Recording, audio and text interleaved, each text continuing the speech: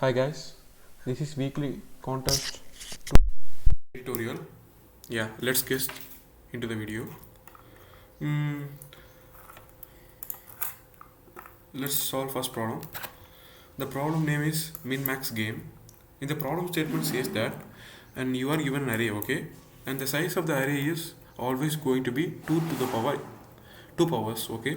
It may be one, like something like 1, 2, 4, 8. The list goes on, right?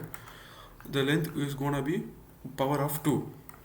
The question says that the question says this, you want to return the number. The question says that you want to return the last number which has a size 1. For example, you are given an array something like this, right?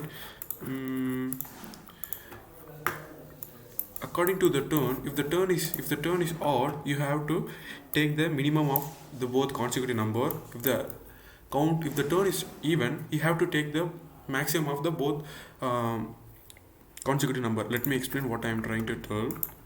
Let's say you have given these 4 numbers, right? At first your turn is like 1, right? Your turn starts from 1. Since the turn is odd, you have to choose minimum from this both, okay? So you are choosing 1. After selecting this, the turn will be incremented to 2, right? Because you have already selected this one. Now you have to choose maximum from this consecutive number. Then it will be 5. After it will be turned, it will be equal to 3 because it will be incremented. So then you have to choose an minimum number.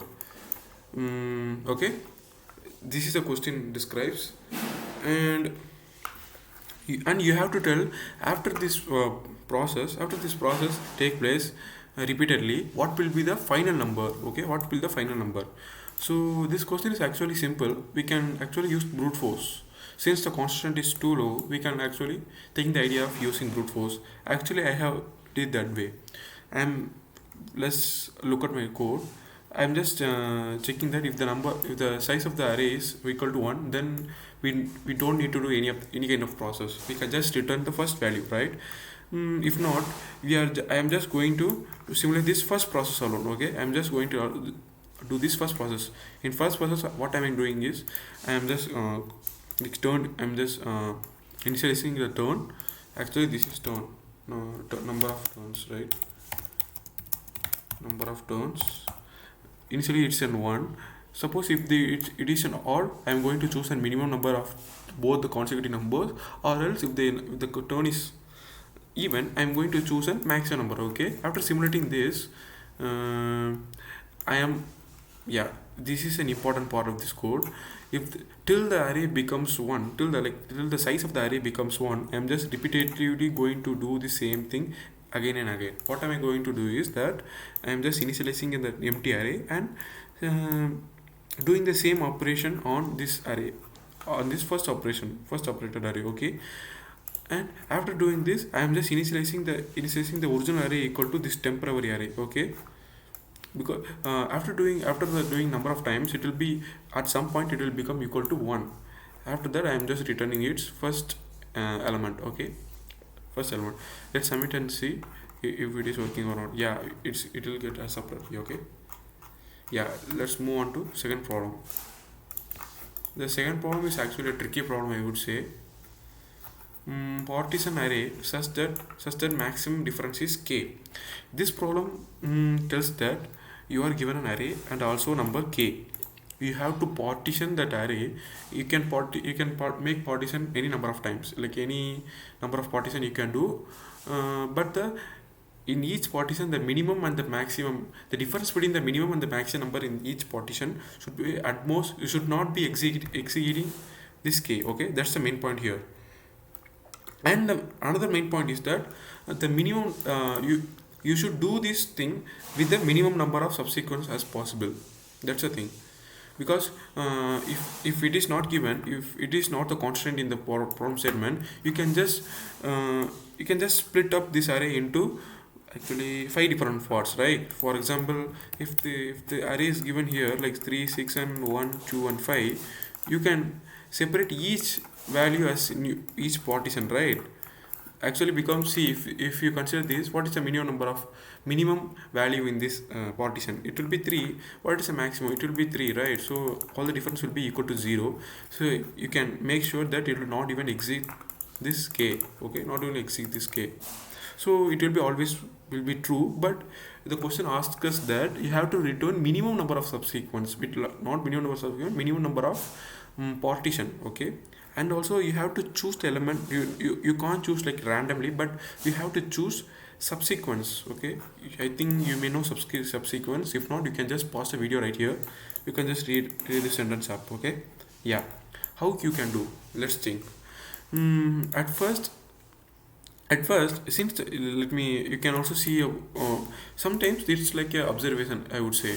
If you're not able to coming up with the solution, you should try to see the constraint and find out the time complexity it will be fit in. Okay, after finding the time complexity, you would get the idea like what type of approaches, at least what type of approaches you should not use. For example, I have seen this concept, it is 10 to the power 5, so of course I can't use brute force approach like n square and n cube. So I have to think within the limit, like I can go up to like n log n or up to n log n, yeah, right, something like this, or root n, something like this. Okay, so after seeing this problem, I the main objective of, the main hint I am getting is that I have to think greedily, because I have to return minimum number of subsequence, not subsequent, like return number, what the word, yeah, partition. I mean, I have to return minimum number of partition. Okay, so what I am going to do is, like, I am going to just sort the array first. Okay, first I am going to first sort the array, and I am going to find, I am considering, let me draw and explain it to you. Okay, first I am taking this array as example 3, 6, 1, 2 and 5. After sorting this, what will be happen? 1, 2, 3 and 5 and 6, right? The initial idea is that I have to make sure less partition as possible, right? So greedily I am trying to do all partition as in same place, but it is not possible, right? Because at some point it may exit, yeah, it may exit this difference, right? So I'm first considering this as minimum element. Yeah, of course it's a minimum element since it is sorted array. So I am considering this, naming as m1, and for each element it is the maximum element, right? Yeah, if you consider this partition, it's a maximum element. If you consider this partition, 3 is a maximum element. If you consider this first 4 elements, it's a maximum element, right? So for each point, I am checking if it is the difference between minimum and the maximum is, it does not exceed k. Like, suppose if it is exceed, I am gonna create new partition. That's why I am writing this. I am starting at subsequence 1. If it is exceed, if the current element is going to always be the maximum, and the minimum is always, it's always start from minimum. Okay, if it is exceed this difference k, then I am going to start the new partition. Okay, it's in simple, I would say. I think writing the code for this problem is very simple, but thinking of this approach is like quite tricky, not trivial. So okay, let me submit and see. Yeah, of course it will get accepted. Yeah, let's move on to third problem. Replace elements in an array. I think it's a quite it's an implementation based problem, I would say. Yeah, so you are given array, okay, and you are given an operations array. It's an operation 2D array. Each element in this array have 2 columns. Okay, there are n rows. In each row, like each element, you have 2 values. The first value is the number you have to replace, and the second value is the new value which you are going to replace with the old number. Okay, and the question also, they have given that operation, the first element always exists in the nums, and the operation, it does not exist, it's always going to be new value. And in the question asks that you have to return the array, find the array after applying all the operations.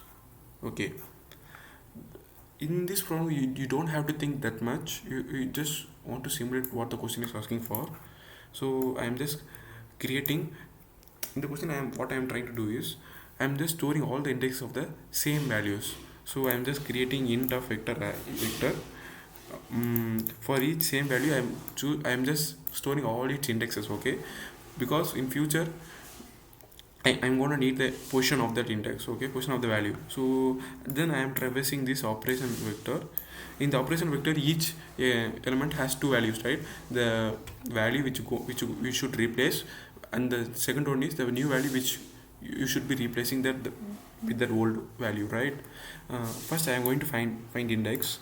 How can I'm going to find index? I'm just find index using this map which we have stored before, right? Using this map, I'm just writing this value, and I am just using back because, yeah, because it's very easy to remove back, right? Because it's an O1 operation. Time complexity, to reduce time complexity, I'm just choosing back, because at final it doesn't matter, right? You can use any element in there of in made anything. For simplicity, for removing also it will be quite simple. We can just use pop back function, okay?